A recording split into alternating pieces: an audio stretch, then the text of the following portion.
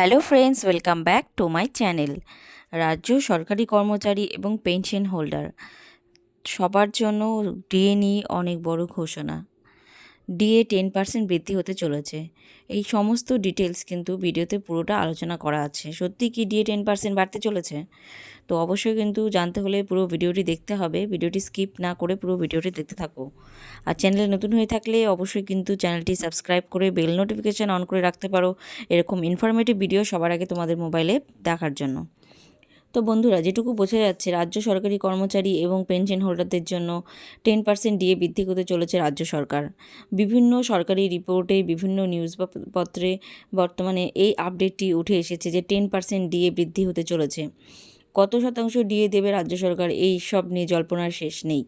আগামী 5ই ফেব্রুয়ারি রাজ্য বাজেট, ইতিমধ্যে 1 তারিখে কেন্দ্রীয় বাজেট পেশ হলো। সেখানে কিন্তু অনেক আপডেট উঠে এসেছে। আর রাজ্য বাজেটে কিন্তু আমাদের ডিএর বিষয়টা কিন্তু অনেক বড় একটা ঘোষণা।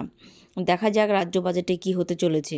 প্রত্যেক বছর যখন রাজ্য বাজেট পেশ হয়, তখন কিন্তু রাজ্য সরকারি কর্মচারীরা ডিএর দিকেই তাকিয়ে থাকে যে সরকারি কর্মচারীদের কত শতাংশ ডিএ বৃদ্ধি হতে পারে।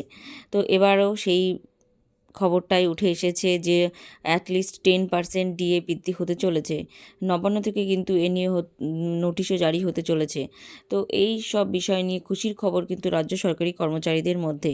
যদিও বা 10% ডিএ ঘোষণা করা হয়ে থাকে, তাও কিন্তু আমাদের অনেক শতাংশ ডিএ এখনও বকেয়া থাকছে। সেন্ট্রালে ইতিমধ্যে 60% ডিএ ঘোষণা হয়েছে।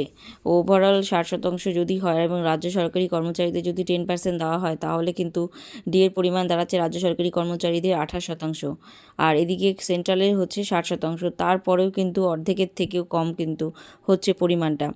তারপরেও কিন্তু অনেক বকেয়া বাকি থেকে যাচ্ছে। আর ইতিমধ্যে যে ডিএর বকেয়া নিয়ে কেস চলছে, সেটার কিন্তু এখনও পর্যন্ত কোনো সুরাহা মেলেনি। রাজ্য সরকারের পক্ষ থেকে যেটুকু বোঝানো হয়েছে যে অ্যাটলিস্ট 50% ভোটের আগেই কিন্তু রাজ্য সরকারি কর্মচারীদের বকেয়া ডিএ মিটিয়ে দেওয়া হবে। তো যদি তাই হয়ে থাকে, তাহলে অনেক বকেয়া ডিএ মিটে গেলে অনেক মানুষ এই ক্ষেত্রে ডিএর ব্যাপারটা নিয়ে অনেকটা সুরাহা পাবে।